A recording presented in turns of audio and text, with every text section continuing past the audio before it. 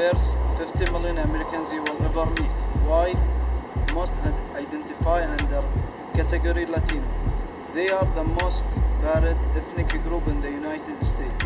On a side note, there is a strong racial centering around the Spanish language since the early 1600s. Whites or Caucasian Americans are made up of about 230 million people. It's about 72% of the total population within the United States. And although we make up a racial category, there's virtually no biological or anthropologically significant trait that we all conform to. We're varied people. While Hispanics may be the largest ethnic category in the U.S. Census, blacks are the single largest racial minority. They are comprised of anyone with West Sub-Saharan African lineage. The dominant religious preference is Baptist. There are cultural influencers in every facet of American life, but most notably in music, cuisine, and art.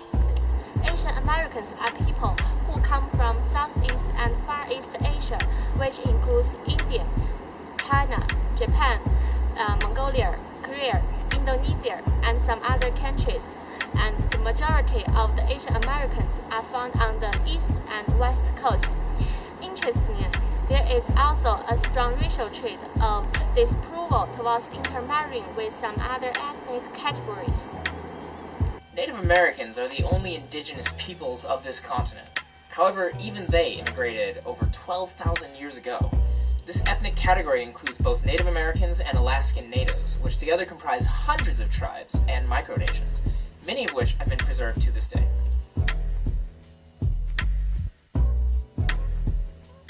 Hispanics are also the largest minority group in the United States. Cuban Americans have also the highest college graduation rate, but one of the highest poverty rates overall.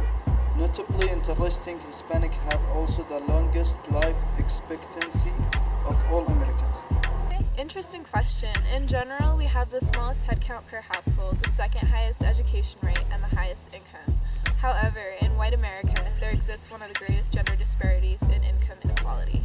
Among Black Americans, there is a strong emphasis on the extended family for emotional and economic support.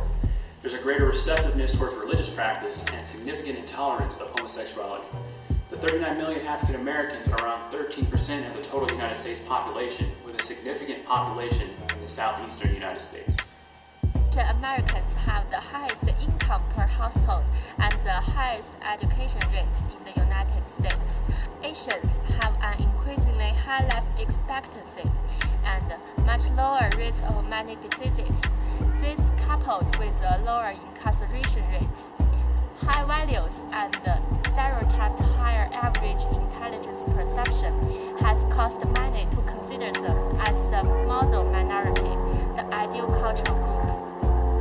Native Americans and Alaskan Natives have lower average income, lower rates of education, and a higher percentage below the poverty line than much of the U.S. Many work in education and social services, and there's a strong need to preserve cultural heritage among them. Unlike the majority of the United States, many Native Americans fall under one of over 500 federally recognized tribal governments, which hold the same rights as a state. Hispanics have had a continuous presence in the United States since the late 1500s. Today, Hispanic population comes from over the globe, but the largest percentage are from Mexico, Puerto Rico, and Cuba. Hispanics are now and have always been a growing population. Much of the culture and lifestyle has been influenced by them and will continue to be. So, like I said before, we're a varied group of people, but the U.S. Census Bureau defines white people as those having origins mostly throughout Europe, North Africa, and the Middle East.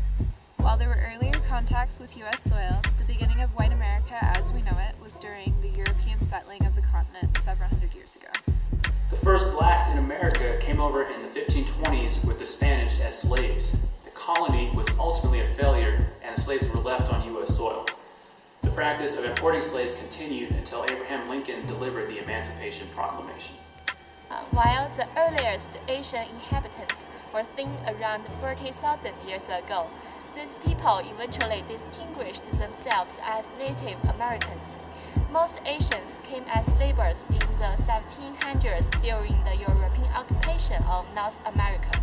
Native Americans were originally northeastern Asians who migrated over the Bering Strait land bridge. During the European colonization of the continent, populations were decimated by disease, genocide, intertribal warfare, and European warfare. By the early 1900s, all tribes on American-controlled land slowly began integrating into the American way of life. The Hispanic population will continue to grow. Also, there is a promising trend of greater acceptance of this large demographic in the United States. As for looking into our future, the white population will likely continue to decline and intermix with other racial categories in a melting pot that is now known as America. The socioeconomic and political standing of Black America has been continuously improving since the end of the Civil War, and more recently in the Civil Rights Movement. It culminated in the election of the first Black president in 2008. I anticipate conditions for Black Americans will continue to improve as we move into the future. There is a large movement of Buddhism, Hinduism, and Sikhism into the mainstream American religion. Alternatively, there is a larger Christian presence in Asian America. On a darker note, racial violence is increasing with Asian America, and they are the fastest growing target of hate crimes. The majority of current Native Americans are of mixed ancestry, and intermarriage is common. Mortality rates on reservations are increasing, and the government, in response to this, as well as racist and illegal actions by tribal governments, have begun terminating some of these micronations.